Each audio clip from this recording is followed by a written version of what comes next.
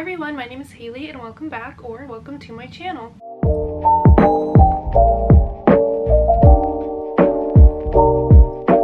This video is going to be my May reading wrap-up. I had a really good reading month in May. I read 10 books, which coming out of a reading slump in April is a pretty good amount for myself. I didn't realize how many books I was reading. I would just finish one and pick up another, and it ended up being 10 books, so I'm pretty proud of myself. I'm on track with my reading goal. I did have to change it from 60 to 50 though, because I feel like when I had 60 and it said like, oh, 5 books behind your reading goal versus if I change it to 50 and it says you're on track, like that makes me more motivated instead of feeling like I'm failing. So hopefully I can still read 60 just with the 50 benchmark, if that makes sense. Yeah, I guess we'll just go over all of the books I read and listened to in May. Also, look at my shirt.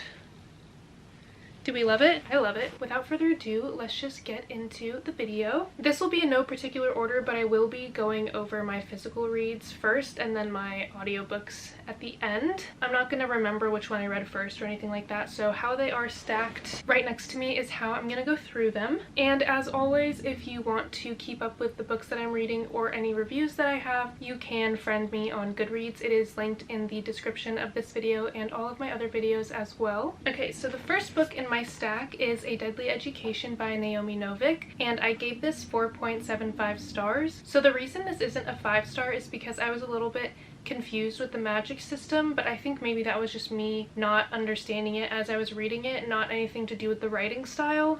But since I was like a little bit confused throughout the book, that's why it's not a 5-star. I think maybe if I reread it, it could be, or the rest of the books in the series could be as well. But this is a fantasy book about a girl named Elle, and she goes to this school called the Sholomance, and it is essentially a school run off of magic, and there are no other humans besides the students. They don't have any teachers or any faculty. The school kind of just runs itself, gives them their homework assignments, feeds them their food, and everything like that. But the one thing about this school is that it also attacks the students that are there. So if you are walking alone at nighttime, a monster might come and attack you, and you might not get out alive. You never really want to go anywhere by yourself. But Elle kind of has a problem where she doesn't have any friends, and so she finds it really hard to do basic things like go take a shower or get some water or get some food, because there's no one there to watch her back if she has to do something. And she's also a very powerful witch, but she doesn't want to use her magic for evil because she doesn't want to be an evil person, but that is how her magic manifests. And so people think she's weak and they don't want her in their like ranks and in their alliances because they don't think she'd be any help. It's very character driven. It's about her making friends and alliances and trying to fit in at this school and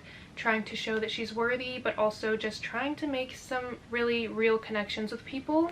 And I really loved it. I love character-driven stories, especially this writing style. I was obsessed with it. I loved it so much. It felt like Elle and I were like this, like that's my bestie. And I loved Orion. He's like the it boy, but he doesn't really like anybody except for Elle, and Elle hates him because he is the it boy. It's like such a fun dynamic, and the ending was so good, and I really cannot wait to read the rest of the series. Next, I have Kappa by Ryanosuke Okutagawa, and this is a Japanese fiction book, super small. I gave this 3 stars. I was really excited for this. Essentially, it is about this man who's in an insane asylum, and he kind of recounts his experience with the Kappas, which is this guy right here. So one day he sees a Kappa in the wild and he runs and he chases it, and he falls down this hole into the world of Kappas. And so the back of the book says that he sees parallels to Japanese customs about morality, justice, economics, and sex, and when he returns to Japan, he is disgusted by humanity, and then he begins to pine for his old Kappa friends. So it was interesting to just see how these like made-up creatures live and how a human would live in their eyes, and the differences in the species, I guess, and the culture. So that was pretty interesting. But the main part that I was really excited about was him being disgusted by humanity. But when he comes back, it's only like a few pages at the end, and he doesn't really go into detail about why he misses them or how much he misses them. I thought it would be more of a critique on humans, but it wasn't. It was really just an account of this guy living with the Kappas and like how different they are from us. So while that was interesting, it just wasn't what I thought it was gonna be, and I don't know if I would really recommend it, but it wasn't bad, so that's why I gave it 3 stars. Okay, and then next I have Curious Tides by Pascal Lascelles. I've had this since November, so I was really happy that I finally got around to reading it, and I gave this 4 stars. So this book follows 2 characters, Emery and Baz. Baz is the brother of Emery's best friend named Romy, and so they all grew up together and now they all attend this college for magical students. But at the beginning of the book, we are told that Romy and 7 other students in Emery's year died or disappeared. So Romy is one of the students that disappeared, and so when the new year starts, Emery and Baz are still dealing with that trauma and trying to figure out what really happened to her, because there's no body, there's no nothing. And so in this world, the magic system is based on moon phases, and the one phase that is ostracized from society are eclipse-born. After this ritual that Romy and her friends were a part of, that Emery also was there for, and everyone disappears or dies except for Emery, she realizes she now has eclipse magic. So the story kind of just follows Emery and Baz trying to figure out her magic, because Baz is also an eclipse-born and he's trying to help her with her magic, and Emery's also trying to figure out what happened to Romy and what ritual she was performing and why she was being so secretive before she disappeared. So it is a pretty chunky book, and I'm not talking about everything that happens obviously, but if you like dark academia and magic and uncovering truth and just like an adventure, I really recommend this. I feel like the second one is going to be even better, but this was just really good, and I thought it was like a really interesting magic system. I feel like this would be perfect for like fall time. I would definitely recommend reading it then. But yeah, I thought this was really good and I gave it 4 stars. Okay, and then we have Divine Rivals by Rebecca Ross. I only own the Fairy Loot edition, so I actually listened to it on audio because I do not want to mess anything up with this beautiful cover. But I gave this 5 stars, and it's definitely taken me a long time to read it or listen to it, but I'm so happy that I finally got around to it. Divine Rivals follows our main characters, Iris and Roman, and they both work for this newspaper in their city, but they are rivals for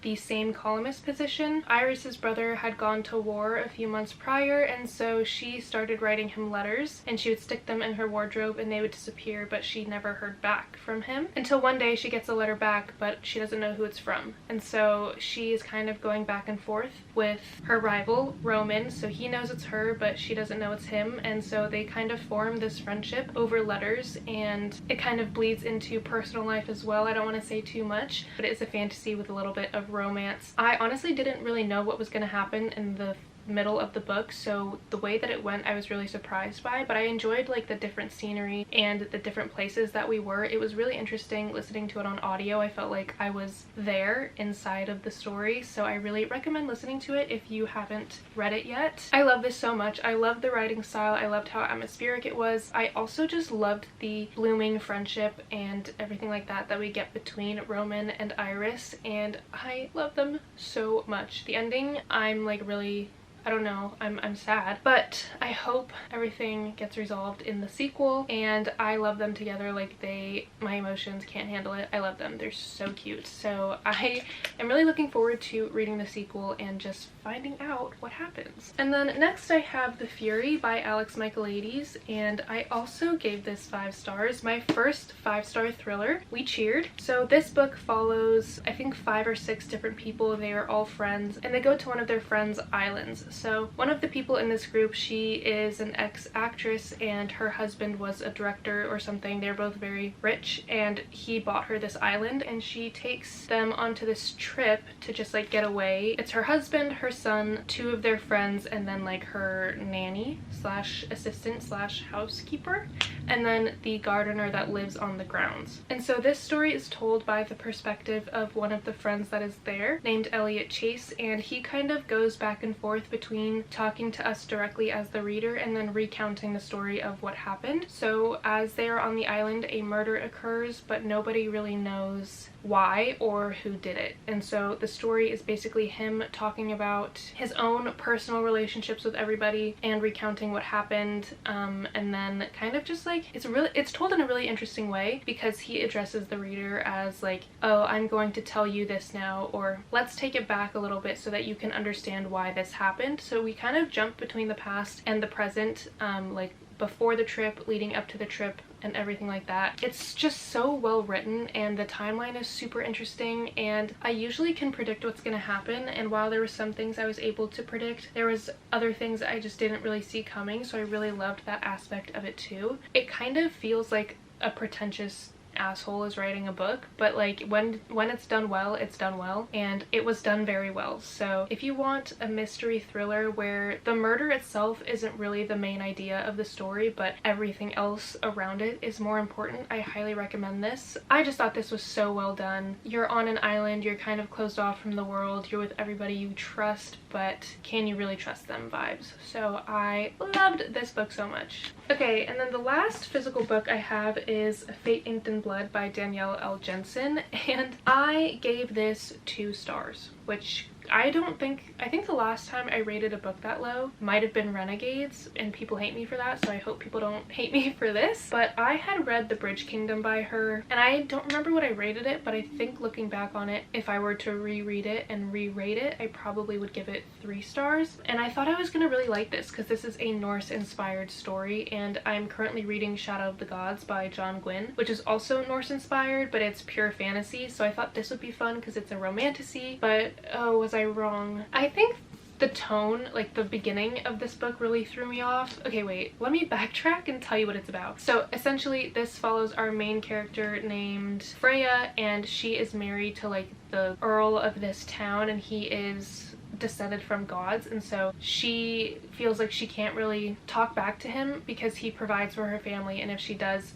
and if she wants to divorce him, he's going to stop providing for them. And so she's kind of stuck in this situation that she doesn't want to be in. But then one day this earl from another town comes, and he's like, Freya, if you can kill my son, then you can divorce your husband. And Freya's like, okay, I've trained with my brother, like let me do this, but the son is also descended from a god. And so she's like, okay, well, I'm obviously not gonna win in a hand-to-hand combat, but she has a secret that she's never told anyone except for her family, and that is that she also has god blood in her, and she has like shield magic. She's a shield maiden, so in the middle of this fight she calls down her magic and everybody sees her for what she really is. And so the whole reason that the earl came to her town in the first place is because of a prophecy that he was foretold that a shield maiden would make him the king of all of the lands, and so he came to her to trick her into using her magic and fulfill this prophecy. Okay, that is like the base level of the story.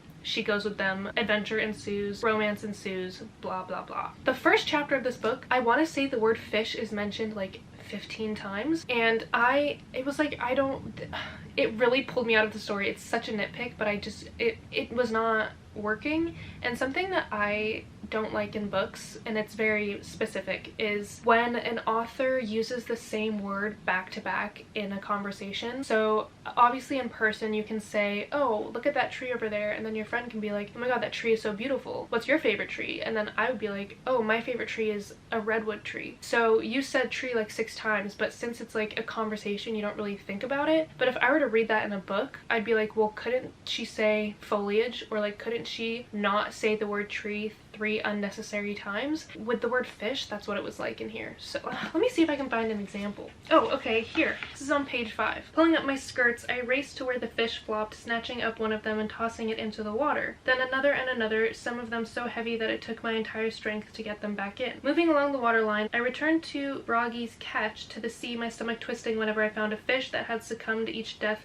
my own personal failure, but there were so many. Finding a fish still alive where it had tossed itself into some brush, I picked it up and threw it over my shoulder at the water. Instead of a splash, my ears filled with a loud curse, and I whirled to find a man standing waist deep in the fjord, rubbing at his cheek, which I'd clearly struck with the fish. Was the fish hurt? I demanded, searching for sign of the creature. Like, do you see what I mean? Why did we need to hear fish so many times? Anyway, that was one of the first things that I saw about this book that I didn't really enjoy. And then I also I didn't like the writing style or the pacing of the story. And every time that the Earl would do something, or like make Freya do something, he'd always be like, oh, well, the gods want her to. Like everything that he did had an excuse, so he was never like held accountable, and it was kind of irritating to hear the same thing over and over again. Well, this is a test and she has to, it's a test, the gods want this and the gods want that, and all of that stuff. So I didn't really like that either. And I also feel like Freya, she would just get herself in these situations that she didn't need to get herself into. She obviously wants to like be her own woman and say what she wants, but she would do something and then be like, oh, maybe I shouldn't have done that. Or she will think that before she does something, like, oh, maybe I shouldn't do this because it could be bad, and then she'll do it anyway. I really just don't like that in characters. Like if you have the foresight to not do something, then don't continue to do it and then be upset at the outcome.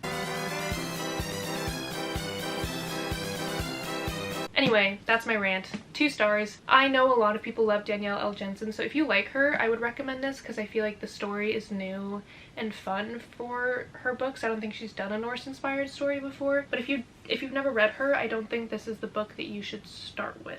Okay, now we are going to do the audiobooks, and I think it was 4 audiobooks and books that I don't own physically that I read on my Kindle. That's what this category is. For audiobooks, I have Lock Every Door by Riley Sager, and I gave this 4.5 stars. Also, look at my sticker. Can you see it? I really liked this. I didn't know how I was gonna feel about it, but I really enjoyed it. Lock Every Door follows our main character. I can't remember her name, I apologize, but she's an orphan, she has no family, and she sees an ad in a newspaper that says, come live in this apartment for 3 months, we'll pay you $12,000, meet me at this address. And she's currently living on her friend's couch, and she had just lost her job, so she's like, okay, I'm gonna go see what this is about, and all I have to do is live there and I'll get $12,000. So she goes, she sees it's like this really renowned apartment building full of rich, wealthy, famous people, and one of her favorite authors based her book off of it. And so she's like, I'm gonna take this job and I'm gonna go. But there are some weird rules that she is made to follow when she gets there. She cannot spend the night anywhere else, she can't have anybody stay over, and she can't talk to any of the people that live there that are not other apartment sitters. So she's like, okay, this is a little bit weird, but for $12,000 I can do that. But as she's staying there, some other stuff starts happening, and she starts to realize that maybe this is too good to be true and not everything is as it seems. I don't want to give any spoilers, so I'm going to try to dance around the ending, but if you have read this book, I thought the ending was so good. Like I think I really liked it because I can see something like that happening in real life, and so that's why it kind of freaked me out. Like thrillers don't really freak me out, but this one I was like, oh my god, like that could happen, and that makes it even more terrifying.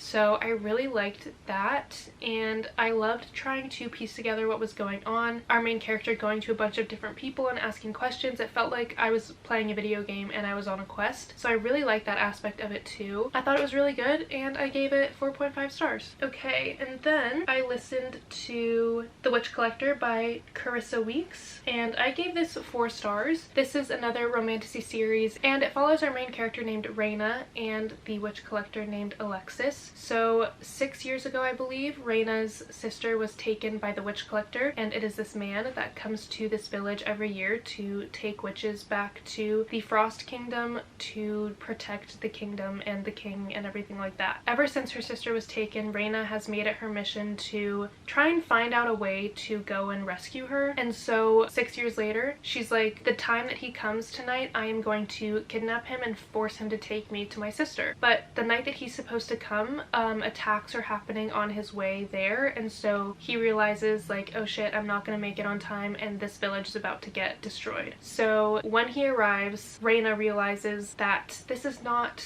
a normal collection year and their village starts to get attacked, and so instead of kidnapping the witch collector, she now has to like defend her village with him. And so after this attack, she realizes she has to go with Alexis even though he's the enemy, because she can't stay in her village any longer. So her mom had tried to conceal her magic, but she has a lot more power than she thought, and so Alexis needs her help to come with him and protect the Frost King because the other bad guys are on their way there, and so he needs her help. And she's like, fine, I'll go with you because I want to see my sister again. And so it's an adventure of them going to find her sister and try and figure out what's going on and why these other people are coming to attack the Frost Kingdom and everything like that. I thought it was really fun. I thought it was a really good adventure story. I liked the romance, and the main character, Reyna, she actually doesn't speak, so she uses sign, which I thought was really interesting, and I loved that representation in the book as well. And I liked that everyone around her also knew sign, so it wasn't like she had to adapt for them, so I really liked that as well. I'm just waiting to get the second one on audio from Libby, and I will continue the series, but I really enjoyed it. And then the next book that I read on my Kindle was Tusks of Extinction by Ray Naylor. This is the same author as The Mountain in the Sea, and I gave this book 4.75 stars.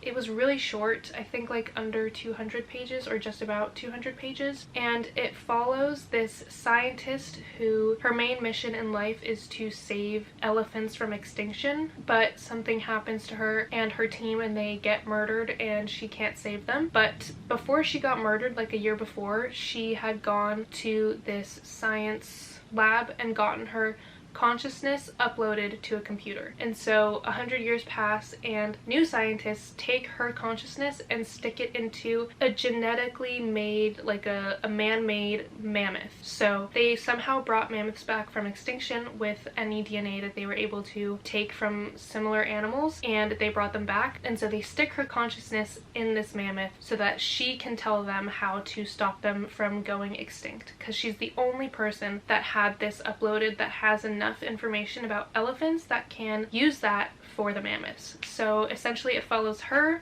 as a mammoth, a little bit of her backstory, a kid that is on a hunting expedition with his dad, and then this couple who paid money to go and kill a mammoth. But I really loved this. I love the way that Ray Naylor writes animals and humans and like their relationship together. I think he does it so well, and I could read as many books as he put out. I just love it so much, and I think it's really important for people to read books like this and understand animals on a deeper level and how much they feel and think and how smart they are and how detrimental humans can be to them. I think it's really important, and I think he does such a good job while keeping the reader engaged in such a near futuristic way, but with like modern problems. Loved it. Highly recommend. The last book that I read on my Kindle was Heartless Hunter by Kristen Ciccarelli or Cicarelli, I'm not sure. This is the first book in the Crimson Moth duology. Oh my god, I loved this so much. I gave it 5 stars. So this follows Rune and Gideon. Rune is a witch hiding in plain sight. 2 years ago, the witch queens were overthrown, and so being a witch was now punishable by death. And so Rune is hiding in plain sight. Nobody knows she's a witch, and except for her 2 best friends. And so that lets her become a vigilante in the night, freeing witches that were captured and getting them to safety. And so Gideon is her best friend's brother, and he is the most skilled witch hunter. And so he has his own horrible, depressing past with witches, and so he's a little bit jaded when it comes to the morals of witch hunting. His main goal is to hunt down the Crimson Moth, aka Rune, but he thinks she's just like this stupid socialite and doesn't really think of her as a prime suspect, but he's not really sure. And so he concocts this plan to pretend to court her so that he can search her body for spell marks, because if you're a witch you have to use your own blood, and if you cut yourself then the scars turn silver and people know you're a witch. But he is convinced that maybe the scars are hiding somewhere that the eye can't see. So his plan is to pretend to court her and figure out if she's a witch, and her plan is to pretend to court Gideon to get information out of him about where witches are so that she can use it to free them. So they both are secretly courting each other for other reasons than love. They both don't know it, but they both end up getting more than they bargained for in the heart department. So it is a true enemies to lovers. Like, this book ripped my heart out. I like was crying when I was reading this. Like, it made me so emotional. I love them so much. I love them on their own, and I love them even more together. And the ending of this book, just like, I don't want to wait until February. Like, are you kidding me? I have to wait till February to find out what happens? Oh my god, it was just so good. If you want true enemies to lovers with scheming and like will they, won't they, really high stakes, I highly recommend this. It's on Kindle Unlimited. It is really popular right now, but for good reason. I loved it so much, and I hope the sequel does not take my heart that is already ripped out and stomp it into the ground. Those were all of the books I read / listened to in May. I try to have my wrap-ups spoiler free, so hopefully you could understand my thoughts of the books even though I wasn't spoiling them. I also want to start a series on here. I've done it on TikTok, but I feel like it's better as long form content like YouTube videos, but I'm really into creative makeup or just makeup in general in my personal life, and so I thought it would be fun to start a series on here called Lookbook, where I take some of my favorite books and create a makeup look inspired by them. It would be like a voiceover as I'm doing my makeup and talking about the book. It would be spoilers, so I'm sorry, but I want to talk about the book in full. But I thought it would be really fun to bring together my two interests, so let me know if that sounds interesting to you and if you would like to see something like that. And again, I will have Kareem's GoFundMe linked in my bio. If you haven't watched my past couple of videos, Kareem is in Gaza and his family really needs donations, so I will always link it in my GoFundMe, and if you can donate anything, please do, and if not, please just share the link with people and get some more eyes on it. But that is all I have for this video. If you enjoyed, please give it a thumbs up, comment, like, subscribe, all of that stuff. You can follow me on Instagram and Goodreads and TikTok in the description. I will always have it linked there, and I hope you are all staying safe and healthy, and I will see you in my next video. Bye!